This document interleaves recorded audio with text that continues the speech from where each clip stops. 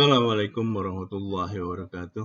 Alhamdulillah kita jumpa lagi dalam mata kuliah Managerial Economics, Ekonomi Manajerial, di mana pada pertemuan ini kita lanjutkan pembahasan tentang struktur pasar, yaitu struktur pasar oligopoli dan kita kaitkan dengan arsitektur perusahaan.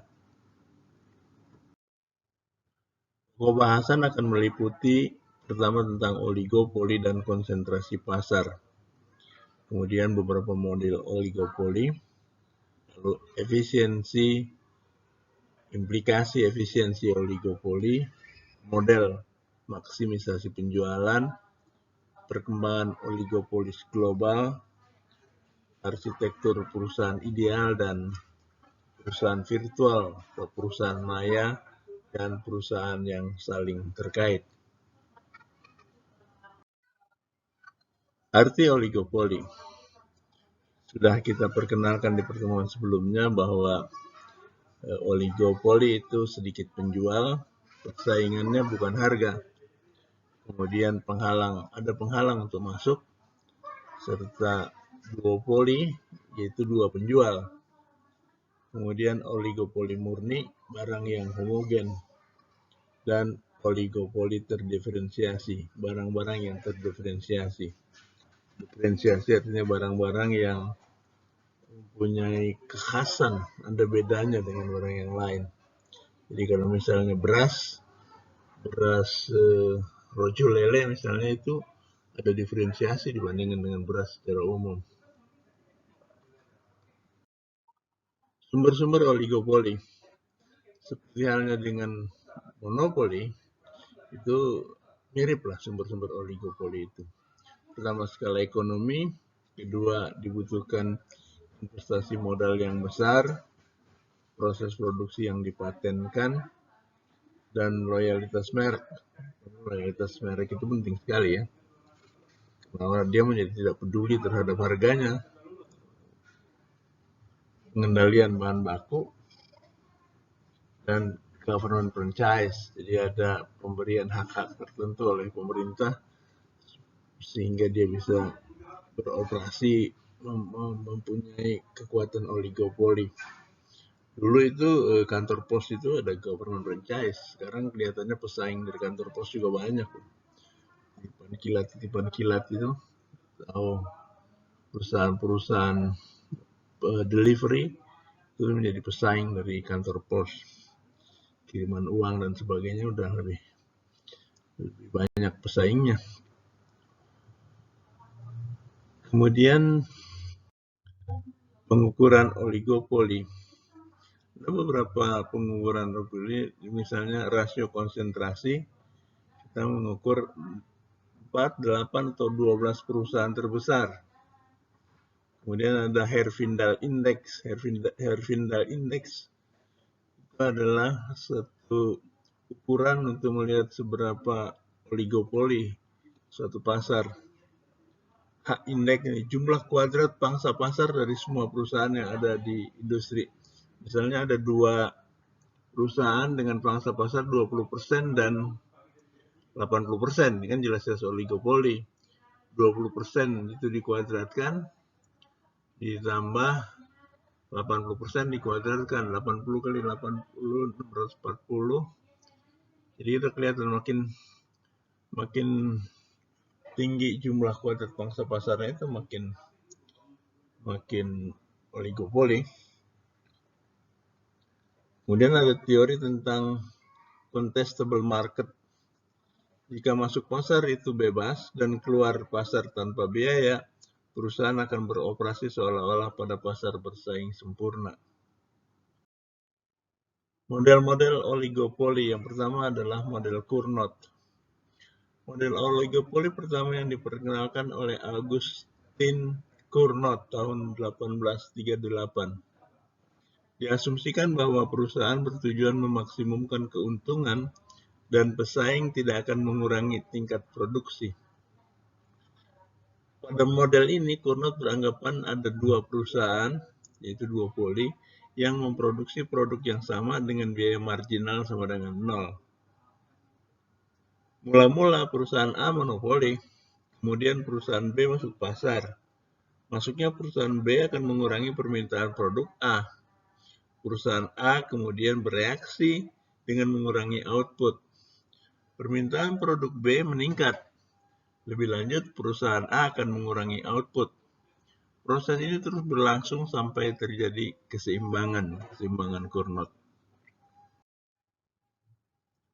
Contoh, kita lihat dari gambar ini ya. Panel kiri, kurva permintaan perusahaan A dengan MC sama dengan 0. Ketika monopoli, permintaan D sama dengan DA, permintaan pasar sama dengan perusahaan, dan pemaksimuman keuntungan pada Q sama dengan 6, pada titik P juga 6, pada titik A.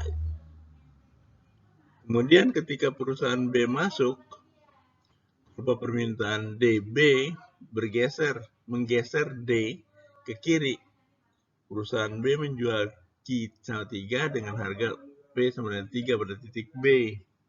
Ya, pada titik B. Pada DB, MRB sama dengan MC sama dengan 0. Dua polis A sekarang menghadapi D aksen A yang diperoleh dari D dikurangi 3 pada panel kanan dan memaksimumkan laba pada Q 4,5 pada P 4,5 di titik A aksen. Proses ini terus berlangsung sampai duopolis pada titik E pada DE dan menjual Q sama dengan 4 pada harga sama dengan 4. Model oligopoli yang kedua adalah model kurva permintaan yang patah atau king to demand curve model yang dikemukakan oleh Paul Sweezy 1939 dalam upaya menjelaskan harga yang sulit berubah. Jika seorang oligopolis menaikkan harga, perusahaan lain tidak akan mengikuti. Demand-nya elastis. Jika seorang oligopolis menurunkan harga, perusahaan lain akan mengikuti karena demand-nya inelastis. Implikasi, kurva permintaan akan patah. Marginal revenue akan discontinue dan oligopolis tidak akan merubah harga ketika MC berubah. Kita lihat model kurva permintaan yang patah dalam grafik ini. Kurva permintaan D atau garis ABC patah itu, garis biru, yang memiliki patahan pada harga 6 dan output Q sama dengan 40 pada titik B. Atas dasar asumsi bahwa pesaing akan ikut menurunkan harga tetapi tidak ikut untuk menaikkan harga. Kurva permintaan marginal atau marginal revenue adalah AGEHJ. Tingkat output terbaik Q sama dengan 40 titik E ya, ketika MC memotong bagian MR yang terputus. Pada Q sama dengan 40, P sama dengan 6, titik B pada kurva D, perbesaran kurva MC di antara MC aksen dan MC double aksen. Ini tidak akan merubah harga dan tingkat output. Model oligopoli yang berikut adalah kesepakatan kartel. Kita kenal dengan istilah kolusi. Nah, ini kolusinya, kata kolusi itu muncul di sini sebenarnya. Kolusi adalah kerjasama antar perusahaan untuk membatasi persaingan dalam upaya meningkatkan laba. Kartel itu ada dua, kartel yang berupa market share, jadi kolusi untuk mengatur jatah pasar atau market share, dan kartel terpusat, perjanjian formal antara anggota untuk menetapkan harga dan membatasi output.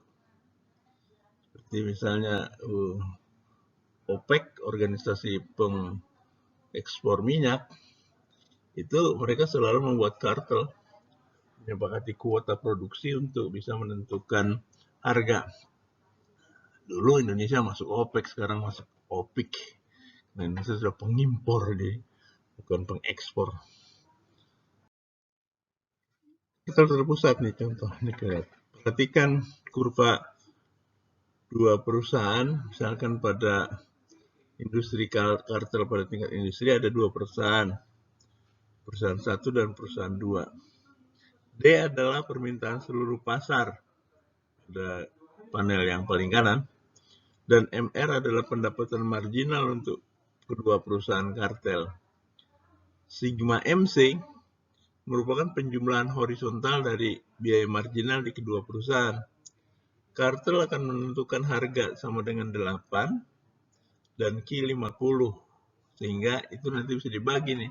Maka perusahaan 1, jadi jika perusahaan 1 menjual Q 20 dengan laba 1 per unit, dengan laba per unit 20 dari hasil, dan perusahaan 2 menjual 30 Q-nya. Labanya 2 per unit dengan laba totalnya 60. Jadi ini pembagian kuota produksi supaya harga tetap kan. Kalau kita lihat di situ kan perusahaan 1 itu kan cuman dapat untungnya cuma 20. Perusahaan 2 dapat untungnya itu 60. Dia memperoleh untung per unitnya yang lebih besar dengan jumlah output yang juga lebih besar. Model kepemimpinan harga. Perusahaan pemimpin Barometric Firm adalah perusahaan besar, dominan, produksi dengan biaya terendah. Kurva permintaan sama dengan kurva permintaan pasar dikurangi pasokan perusahaan pengikutnya. Kemudian perusahaan pengikut, followers, adalah penerima harga pasar dan berperilaku sebagai pasar persaingan sempurna. Nah, ini kita lihat grafik ini untuk kepemimpinan harga. DT, demand total itu ABCFG garis yang biru itu adalah kurva permintaan pasar untuk satu produk, dan sigma MCF yang hitam itu adalah kurva marginal semua perusahaan. Kurva biaya marginal cost. F totalkan untuk semua perusahaan. Semua pengikut berproduksi pada P sama dengan sigma MCF, follower. DT dikurang sigma MCF sama dengan DL. Itu adalah HNFG, adalah kurva permintaan perusahaan pemimpin. Dan MRL, kurva pendapatan marginal yang berkaitan dengan DL. L itu leader, ya. F itu follower. Jika MCL, jika marginal cost leader, adalah kurva biaya marginal perusahaan pemimpin, perusahaan menetapkan P sama dengan 6 di titik C. Pada harga itu, semua perusahaan pengikut akan memproduksi JR sama dengan 40. Dan perusahaan pemimpin akan memasok sebanyak JC kurang JN, 20 unit.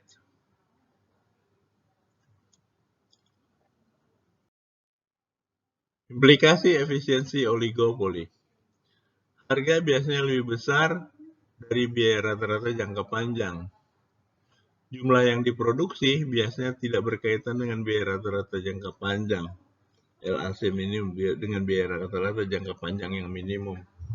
Harga biasanya lebih besar dari biaya marginal jangka panjang, dan manakala produk diferensiasi dihasilkan akan terlalu banyak pengeluaran untuk iklan dan perubahan model.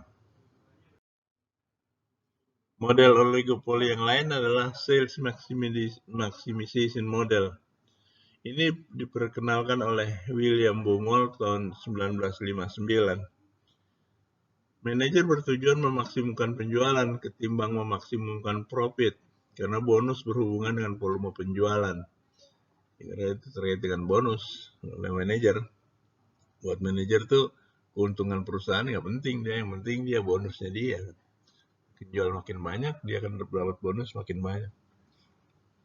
Penjualan atau penerimaan total akan maksimum ketika perusahaan memproduksi output yang menyebabkan marginal revenue sama dengan 0. Ini model maksimisasi penjualan. Kita lihat grafiknya. Ada MR sama dengan 0, di mana Q sama dengan 50. MR sama dengan 0 itu adalah ketika slope dari kurva TR itu landai. R sama dengan MC, di mana Q sama dengan 40. Q sama dengan 40 yang di bawahnya. Tadi R-nya tidak, MR-nya sama dengan MC. TR dan TC adalah penerimaan total dan biaya total perusahaan oligopolistik. Keuntungan adalah selisih penerimaan total dengan biaya total dan dimaksimumkan pada 90 ketika Q sama dengan 40 dan TR 240. Di sisi lain, TR maksimum senilai 250 pada Q 50 dan keuntungan 70. Batas laba minimum akan mengikat dan ini berpengaruh terhadap output. Misal, jika laba minimum 80, perusahaan hanya akan memproduksi Q sama dengan 47,5 dengan TR mendekati 250. Kembangan oligopolis global. Kecenderungan bagi lahirnya oligopolis global semakin cepat karena perusahaan-perusahaan terbesar dunia semakin besar karena pertumbuhan internal dan juga akibat merger.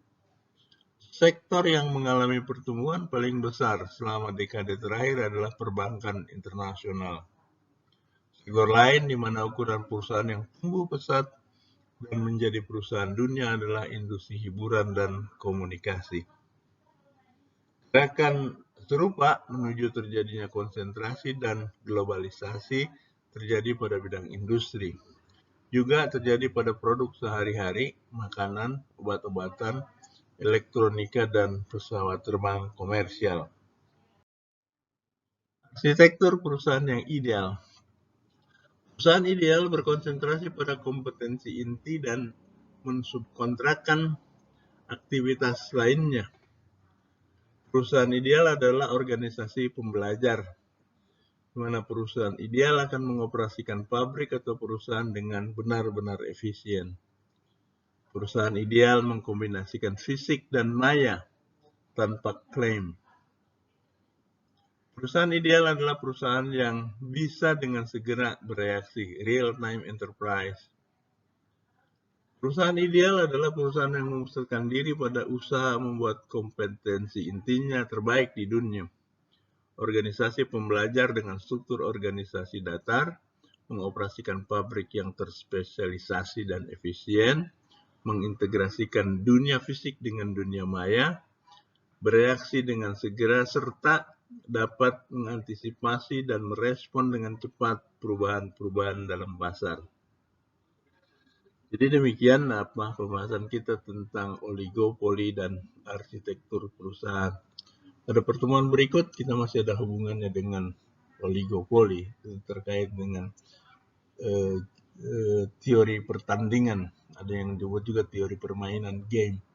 Saya lebih suka menyebutnya teori pertandingan karena dia bertanding.